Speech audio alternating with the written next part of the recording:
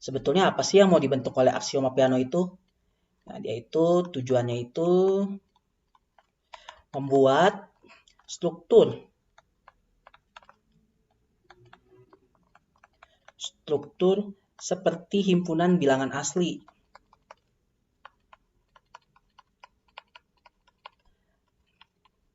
Emang strukturnya itu kayak gimana sih?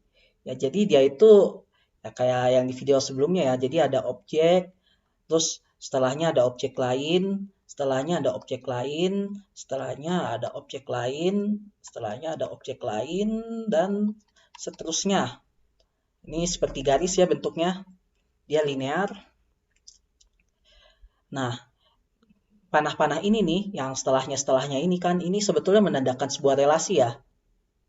Ini sebuah relasi, jadi relasi objek ini dengan objek ini, terus kalau panah ini berarti relasi objek ini dengan objek ini, terus kalau panah yang di sini berarti objek ini dengan ini, dan seterusnya. Jadi ada relasi yang menghubungkan antara objek satu dan objek lainnya. Nah, di sini makanya kita membutuhkan juga nih, kita butuh suatu relasi. Nah, relasi yang ditawarkan oleh Peano itu sendiri apa? Nah, di sini itu relasinya sudah dalam bentuk yang lebih itu ya spesifik. Relasinya itu dalam fungsi. Nah, fungsi apa? Fungsi penerus namanya.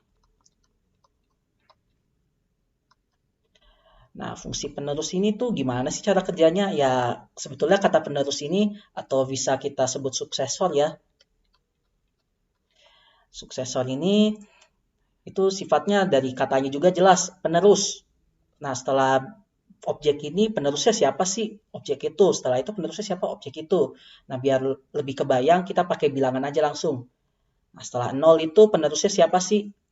1. Kenapa? Karena setelah 0 itu ya 1.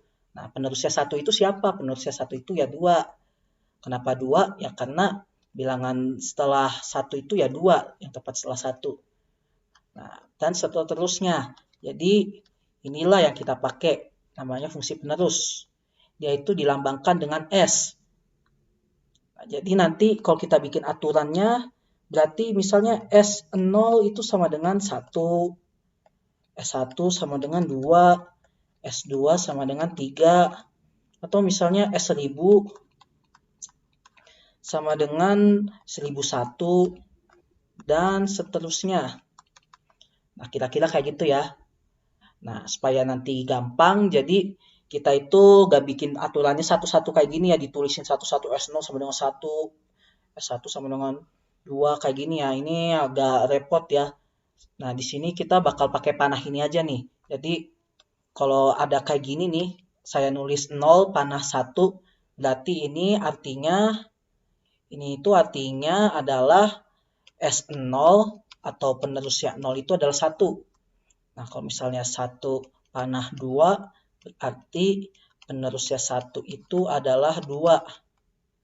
Nah, dan seterusnya. Nah, jadi ini kesepakatan yang kita buat di awal ya, buat mempermudah kita dalam mempelajari fungsi penerus ini. Nah, nanti nih dengan objek yang ada di sini nih, suatu objek, lalu dengan relasi di sini, relasinya yang namanya fungsi penerus, kita bisa merumuskan aksioma Peano dengan menambahkan beberapa aturan. Jadi ada 5 ya. Nah, di sini ada N ya. N itu kan kalau biasanya kita pakai himpunan asli ya. Tapi karena di sini asumsinya kita nggak tahu nih objeknya bakal kayak gimana, jadi anggap aja N ini itu sebagai himpunan sebuah misteri ya. Sebagai kotak apa ya, mystery box gitu, kotak misteri yang kita nggak tahu nih isinya bakal kayak gimana nih. Nah, kayak gimana sih isinya? Nah, terus S itu tadi yang sudah saya jelaskan itu adalah fungsi penerus yang berlaku dalam himpunan N tersebut. Nah, kalau di sini kita lihat ada 0 nih. 0 ini apa? 0 ini sebuah objek ya. Objeknya sebetulnya gak harus 0 dalam arti yang kita pahami sehari-hari ya. Tapi anggap aja ada objek, nama objeknya itu 0. Nah, jadi kita mau menghubungkan nih 0 himpunan misteri N ini dengan S. Kita mau menghubungkannya dengan sistem Peano yang terdiri dari aksioma-aksioma Peano yang sifatnya seperti berikut. Nah, di sini ada 0 anggota himpunan N. Terus kalau kita punya anggota N, maka penerusnya juga anggota N. Terus tidak ada N sedemikian sehingga penerusnya N itu adalah 0. Ini typo ya, ini saltik ya, harusnya sama dengan kayak gini ya. Nah, kayak gitu. Terus jika SM sama dengan SN, jadi jika ada dua bilangan yang penerusnya sama, maka dua bilangan itu sebetulnya sama. Nah, yang terakhir ini agak sulit dijabarkan langsung. Nah, ini biasa kita sebut prinsip induksi matematika.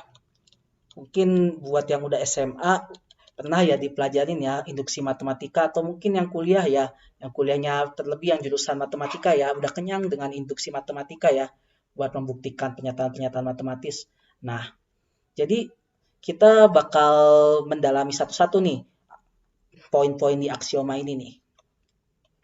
Dan kita juga bakal tunjukin kalau tanpa salah satu aturan, ya kita gak bisa membentuk yang kita harapkan, bilangan asli yang kita harapkan. Kita kan pengennya bentuknya ya bilangan aslinya itu kayak gini, 0, 1, 2, 3 dengan hubungan yang kayak garis lurus kayak gini. Tapi kalau kita gak bikin 5-5-nya, gak tetapin 5-5-nya, bakal terlalu longgar peraturannya.